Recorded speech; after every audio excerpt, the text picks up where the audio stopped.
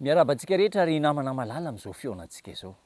Ny fo tena falifaly, ravoravo mifankahita amintsika amin'ny alalan'ity fandahana mahazatra antsika ity.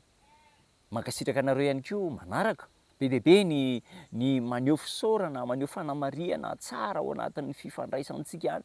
Eny an-dalana anaty fiarakodia isaky ny mahita dia mankasitraka, misaotra anareo, mankasitraka anareo tena manaraka tsy tapaka an'izao fandaharantsika izao. Manaraka ohatra ihany koa miaraba antsika natratra ny taona vaovao, mino fa mbola tsy tara isika, ny tompo hitantsika mandritra ity taona vaovao ity ary ho fitahiana, fahasoavana, tombotsoa antsika ny taona misokatra eo anoloantsika. Ny lohahevitrintsika androany dia mbola ireo masontsivana ahafahana manana mahazo valim-bavaka mahomby avy amin'Andriamanitra dia ny hoe mivavaha amin'ny anaran'i Jesosy Kristy. Rehefa jerentsika zany ny lohahevitra teo aloha dia ny hoe mahay mankasitraka masontsivana iray zay. Ny androany dia ny hoe mivavaha amin'ny anaran'i Jesosy. Zao no mbana tenin'Andriamanitra amin'ny jaona voalohany andininy toko faharoa andininy voalohany. Jaona voalohany toko faharoa andininy voalohany. Anaka, zany zavatra izany no soratako aminareo mba tsy anotanareo, ary raha misy manota dia manana solo-vava ao amin'ny ray isika dia Jesosy Kristy ilay marina. Izany zavatra izany soratako aminareo mba tsy anotanareo, ary raha misy manota dia manana solo-vava isika. Jesosy koa nampianatra antsika hivavaka ny amin'ny hoe ary na inona angatahanareo amin'ny anarako dia ataoko izany mba hankalazana ny ray eo amin'ny zanaka. Rehefa mivavaka isika dia atao amin'ny anaran'i Jesosy. Izany mahatonga antsika isaky ny mamarina ny vavaka dia tonononay amin'ny anaran'i Jesosy, asandratray amin'ny anaran'i Jesosy Kristy izany vavaka izany. Satria Jesosy no hitondra ny vavaka, ny ataka, ny fisaorana, ny fiderana izay ataontsika eo amin'Andriamanitra. Amin'ny mahampanota antsika, amin'ny maha-olona meloka antsika dia tsy manana ny voninahitra ahafahana miditra mivanta eo anatrehan'Andriamanitra isika, fa Jesosy ilay mpanelanelana antsika, izy no hitondra ny vavaka ataontsika, ny ataka rehetra ataontsika.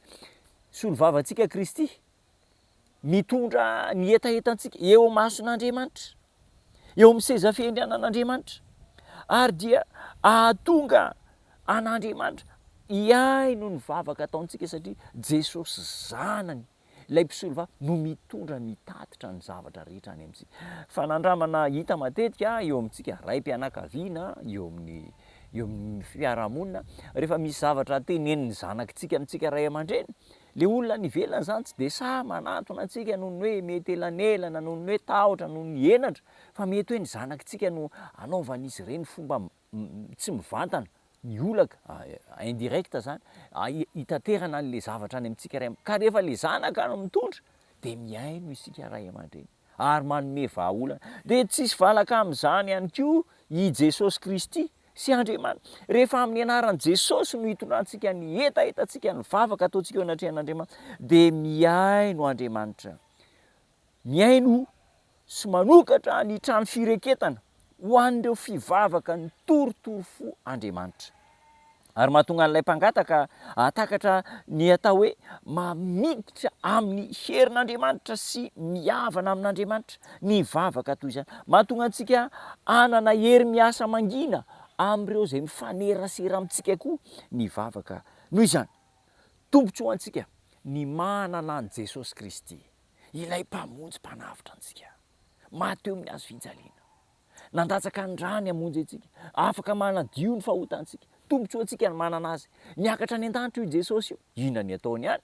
Voalohany indrindra dia manamboatra fitoerana ho antsika, manomana ny toerana andraisana antsika. Ary ny faharoa lehibe dia izao, mitondra ny vavaka atao, solo-vava, avoka antsika eo imason'Andriamanitra Jesosy.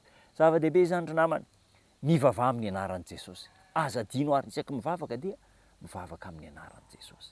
Hitanao ny tompo, ampahery anao, dia hivavaka isika. Ry Jesosy Kristy tomponay, misaotra anao be dehibe zahay amin'ity fiaonanay ity. Mampianatra anay ianao, manoro-hevitra anay na tonga anay hanana ahazo valim-bavaka mahomby, dia tsy inona fa ny fivavahana amin'ny anaranao Jesosy Tompo. Jesosy Kristy eo, misaotra anao zay, fa maty anay ianao, nitsangana tamin'ny maty, nakany an-danitra, misolo vava anay, manamboatra toeranao anay, mitondra sy mitatitra ny resaka ataonay amin'Andriamanitra mba hahazo valy mahafa-po izahay. misaotra anao zay noho izany apetraka aminao ny fiainanay rehetra, tonononay amin'ny anaranao ny vavaka sy ny ataka rehetra zay atao, ka ianao no hitatitra an'izany hitondra an'izany eo ny seza fiandrianan'ilay raitsy toa, amin'ny anaranao rery ihany no anonako ny vavaka Jesosy, amen.